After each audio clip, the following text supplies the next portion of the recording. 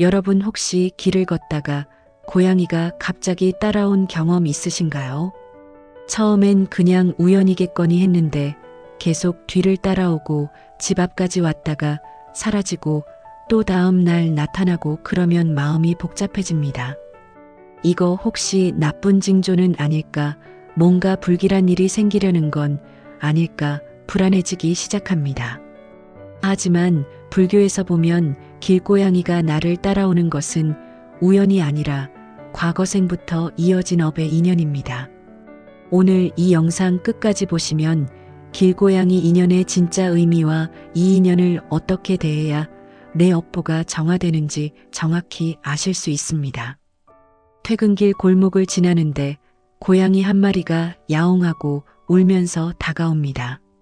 처음엔 그냥 배고파서 그러나 보다 하고 지나쳤는데 다음 날도 같은 자리에서 또 나타나 따라옵니다. 집 앞 계단까지 따라오더니 한참 쳐다보다가 사라집니다. 이런 일이 사흘째 반복되면 이제 마음이 이상해집니다. 왜 하필 나한테만 이러지 다른 사람한테는 안 가고 나만 따라오는 게 뭔가 의미가 있는 건가 싶습니다. 어떤 분은 새벽에 출근하는데 매일 같은 고양이가 현관 앞에 앉아 기다리고 있다고 합니다. 문을 열면 안 들어오려고 하면서도 멀찍이 따라오고 출근길 끝까지 함께 걷다가 어느 순간 사라집니다. 또 어떤 분은 아파트 주차장에서 자꾸 같은 고양이와 마주칩니다. 차에서 내리면 다가오고 타면 창문 너머로 쳐다보고 매번 그 자리에서 기다리는 것처럼 보입니다. 이런 경험을 하면 대부분 두 가지 반응을 보입니다. 하나는 불안입니다.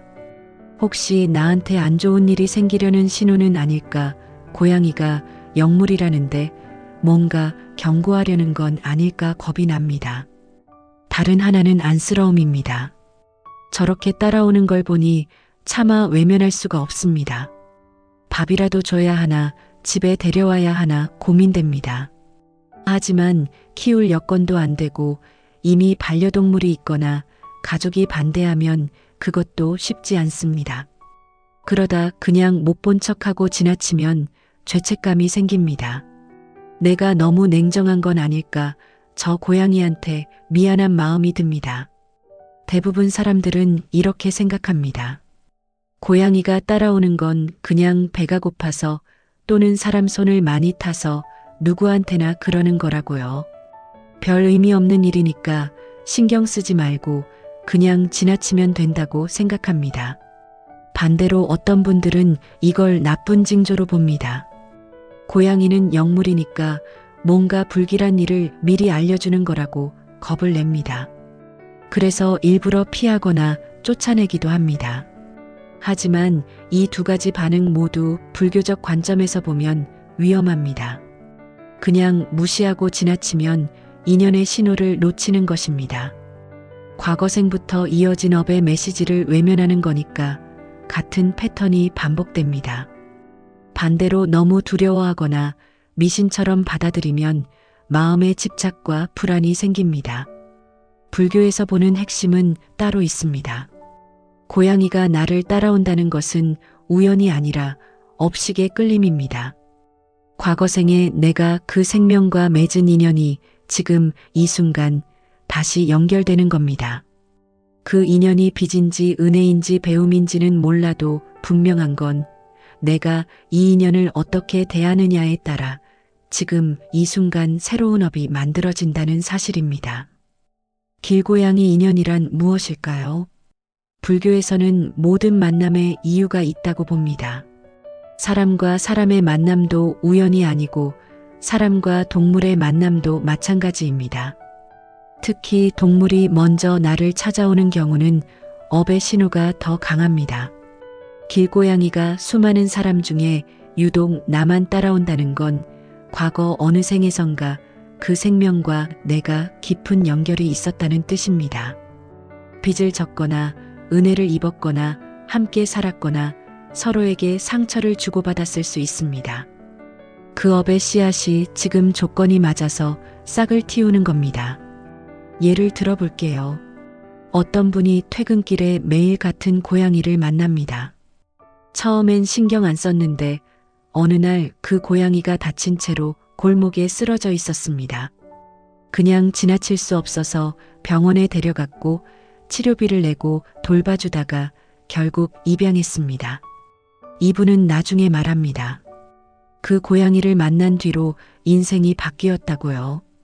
전에는 자기 일에만 몰두하고 남의 고통에 무감각했는데 고양이를 돌보면서 자비심이 생겼고 사람 관계도 부드러워졌다고 합니다. 이게 바로 업의 작용입니다. 고양이라는 인연을 통해 내가 배워야 할 자비와 책임을 배운 겁니다. 그럼 이제 본격적으로 길고양이가 나를 따라오는 3가지 이유를 알아보겠습니다. 첫 번째 이유는 과거생 빚을 갚으려는 신호입니다. 불교에서는 전생에 내가 어떤 생명에게 도움을 주면 그 생명이 다시 태어나 나를 찾아온다고 봅니다. 사람으로 태어날 수도 있고 동물로 태어날 수도 있습니다. 길고양이가 나만 따라온다는 건 과거 어느 생에선가 내가 그 생명을 살렸거나 먹이거나 보호했을 가능성이 큽니다. 그 은혜를 갚기 위해 지금 다시 만난 겁니다. 왜 업보 관점에서 이게 중요할까요? 빚을 갚으려고 온 인연을 외면하면 그 업은 다시 돌고 돕니다. 다음 생에 또 비슷한 상황이 반복됩니다. 반대로 이 인연을 받아들이고 고양이를 돌보거나 최소한 밥이라도 챙겨주면 과거의 선업이 완성됩니다. 내가 베푼 자비가 순환해서 돌아온 걸 고마운 마음으로 받아들이는 겁니다. 실제 사례를 하나 들어볼게요. 어떤 분이 길고양이 한 마리가 자꾸 따라와서 처음엔 무서웠다고 합니다. 그런데 그 고양이 눈빛을 보니 적대적이지 않고 오히려 애처롭고 간절했습니다. 결국 밥을 챙겨주기 시작했고 겨울에는 따뜻한 박스를 만들어줬습니다. 입양은 못했지만 꾸준히 돌봤습니다. 그러자 신기하게도 그동안 막혀있던 일들이 풀리기 시작했습니다. 승진도 되고 건강도 좋아졌습니다. 이분은 나중에 깨달았습니다. 그 고양이가 나를 살린 거라고요. 또 다른 사례도 있습니다. 어떤 분은 길고양이를 쫓아냈습니다. 귀찮고 불길해 보여서 발로 차고 소리질러 쫓아버렸습니다.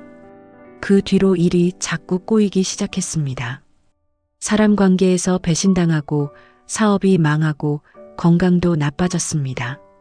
이건 고양이가 저주를 걸어서가 아닙니다. 과거생 은혜를 갚으러 온 인연을 폭력으로 대했으니 새로운 악업이 쌓인 겁니다. 지금 당장 멈춰야 할 행동은 이겁니다. 길고양이가 따라올 때 짜증내거나 발로 쫓거나 무시하지 마세요. 입양까지는 못하더라도 최소한 따뜻한 말 한마디라도 건네세요. 물 한 그릇이라도 놓아주세요. 그게 과거 내가 베푼 자비를 완성하는 길입니다. 두 번째 이유는 과거생 원한을 풀려는 신호입니다. 이건 첫 번째와 반대입니다.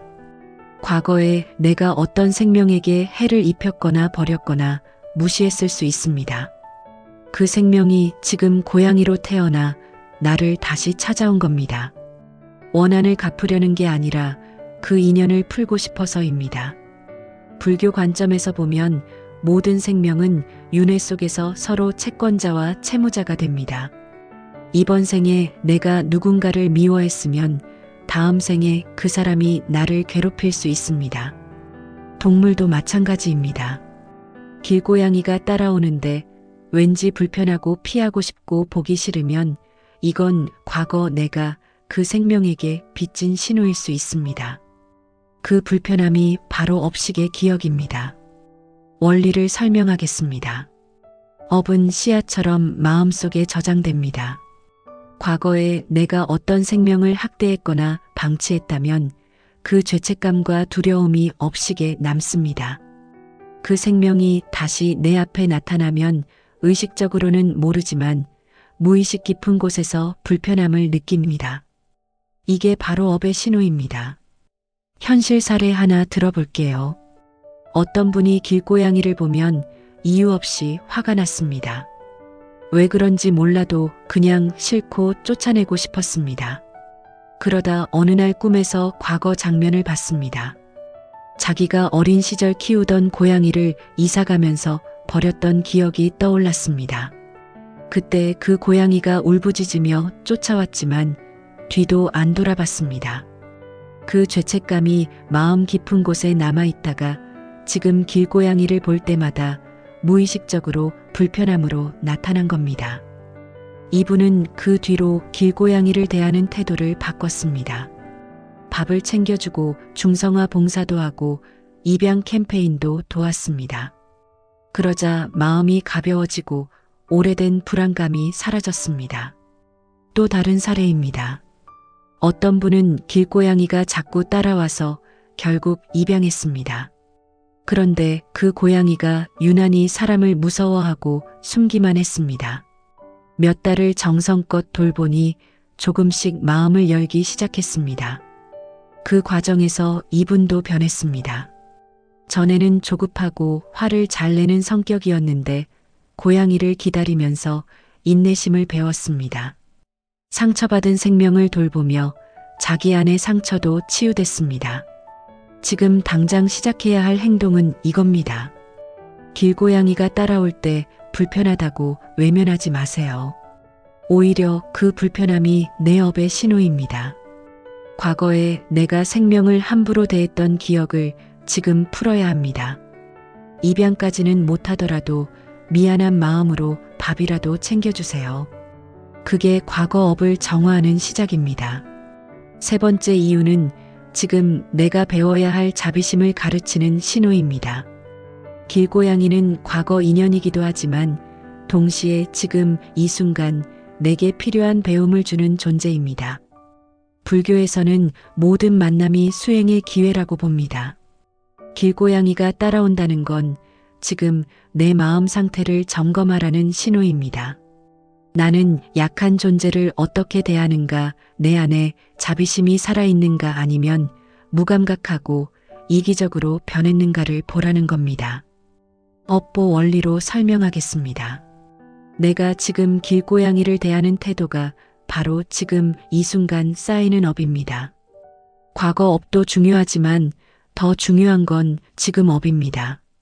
지금 이 순간 내가 어떤 선택을 하느냐에 따라 미래가 결정됩니다. 길고양이를 냉대하면 냉대받는 업이 쌓입니다. 길고양이를 돌보면 돌봄받는 업이 쌓입니다. 현실 사례를 보겠습니다. 어떤 분이 길고양이 밥을 챙겨주기 시작했습니다. 처음엔 그냥 불쌍해서였는데 점점 책임감이 생겼습니다. 비 오는 날엔 박스를 만들어주고 아플 땐 병원에 데려갔습니다. 입양은 못했지만 꾸준히 돌봤습니다. 그러자 신기한 일이 생겼습니다. 전에는 직장에서 인간관계가 안 좋았는데 점점 사람들이 따뜻하게 대해주기 시작했습니다. 가족관계도 부드러워졌습니다. 이분은 깨달았습니다. 길고양이를 대하며 배운 자비심이 사람 관계에도 그대로 적용된 겁니다. 또 다른 사례입니다. 어떤 분은 길고양이를 쫓아냈습니다. 더럽고 귀찮다는 이유였습니다. 그 뒤로 이분은 사람들한테도 똑같이 당했습니다. 어려울 때 도움을 청했지만 모두 외면했습니다. 나중에 후회했지만 이미 업은 쌓인 뒤였습니다. 원리는 간단합니다. 내가 약한 존재를 어떻게 대하느냐가 우주에 그대로 기록됩니다. 그 기록이 돌고 돌아 똑같이 내게 돌아옵니다. 지금 당장 시작해야 할 행동은 이겁니다. 길고양이를 만날 때마다 이렇게 생각하세요. 이 생명이 나를 시험하는 거라고요. 내 안에 자비심이 남아있는지 아니면 이기심으로 가득한지 보여주는 거울이라고요. 밥을 챙겨주든 따뜻한 말을 건네든 작은 실천이 지금 이 순간 선업을 쌓는 겁니다. 이제 자가 진단을 해보겠습니다. 아래 질문에 솔직하게 답해보세요. 길에서 고양이가 따라올 때 귀찮다는 생각이 먼저 드는가? 길고양이를 보면 이유 없이 불편하거나 피하고 싶은가? 고양이가 집 앞에 나타나면 혹시 나쁜 일이 생길까 두려운가? 길고양이에게 밥을 주고 싶지만 주변 눈치가 보여 망설이는가? 과거에 키우던 동물을 버리거나 방치한 적이 있는가? 길고양이를 도와주고 싶지만 내 형편이 안 돼서 죄책감을 느끼는가? 고양이가 자꾸 따라와서 신경 쓰이지만 어떻게 해야 할지 모르겠는가? 길고양이를 입양하고 싶지만 가족이 반대해서 포기한 적이 있는가? 동물 학대 장면을 보고도 무감각하게 넘어간 적이 있는가? 길고양이 문제는 관심 없고 내 일만 중요하다고 생각하는가? 위 질문 중 얘가 3개 이상이면 지금 동물 인연을 통해 업보 신호를 받고 있습니다. 5개 이상이면 과거 생명에 대한 빚이 쌓여 있을 가능성이 큽니다. 하지만 너무 자책하지 마세요. 지금 이 순간 알았으면 충분합니다. 지금부터 바꾸면 과거 업도 정화됩니다. 그럼 어떻게 해야 할까요? 구체적인 실천 루틴을 알려드리겠습니다.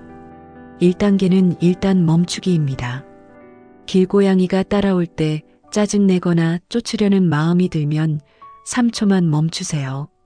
그리고 속으로 이렇게 말하세요. 이 생명도 나처럼 행복을 원한다. 이 생명도 고통을 피하고 싶어 한다. 이 짧은 문장이 마음의 방향을 바꿉니다. 2단계는 작은 자비 실천하기입니다. 입양까지는 못하더라도 할 수 있는 작은 일을 하세요. 물 한 그릇 놓아주기, 간식 하나 던져주기, 따뜻한 말 한마디 건네기, 쓰다듬어주기.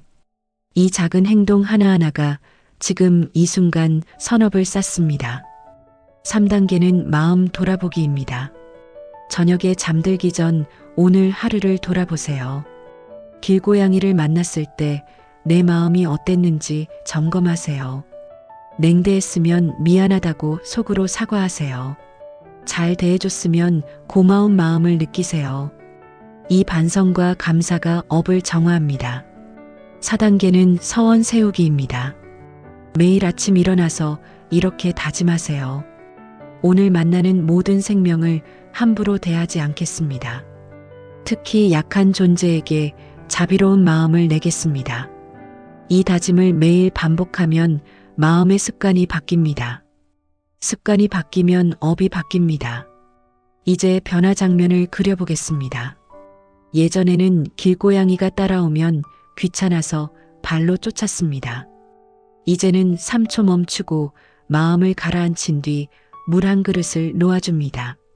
예전에는 고양이를 보면 불길하다고 피했습니다. 이제는 과거 인연이라고 받아들이고 따뜻하게 인사합니다. 예전에는 동물 문제에 무관심했습니다. 이제는 길고양이 급식소에 후원하고 입양 캠페인을 공유합니다. 예전에는 생명을 함부로 대해도 아무렇지 않았습니다. 이제는 작은 벌레도 조심스럽게 대하고 생명의 소중함을 느낍니다. 예전에는 사람들도 나를 차갑게 대했습니다. 이제는 주변 사람들이 따뜻하게 대해주고 도움의 손길이 생깁니다. 예전에는 늘 불안하고 마음이 무거웠습니다. 이제는 마음이 가벼워지고 죄책감이 사라집니다. 이런 변화는 거창한 게 아닙니다. 길고양이 한 마리를 대하는 태도를 바꾸는 것에서 시작됩니다. 그 작은 변화가 내 업의 방향을 완전히 바꿉니다. 정리하겠습니다. 길고양이가 나를 따라오는 건 우연이 아니라 과거생 인연의 신호입니다. 빚을 갚거나 원한을 풀거나 자비심을 배우라는 메시지입니다. 이 인연을 어떻게 대하느냐에 따라 지금 이 순간 새로운 업이 만들어집니다. 다시 한번 강조하겠습니다. 길고양이 인연은 과거 업의 완성이자 지금 업의 시작입니다. 이 인연을 외면하지 말고 작은 자비라도 실천하면 내 업보가 정화됩니다. 오늘 이 영상이 도움이 되셨다면 구독과 좋아요 부탁드립니다. 그리고 댓글에 이렇게 한번 적어보세요. 오늘 만나는 모든 생명에게 자비로운 마음을 냅니다. 이 한 문장이 여러분의 서원이 되고 업을 바꾸는 시작이 됩니다.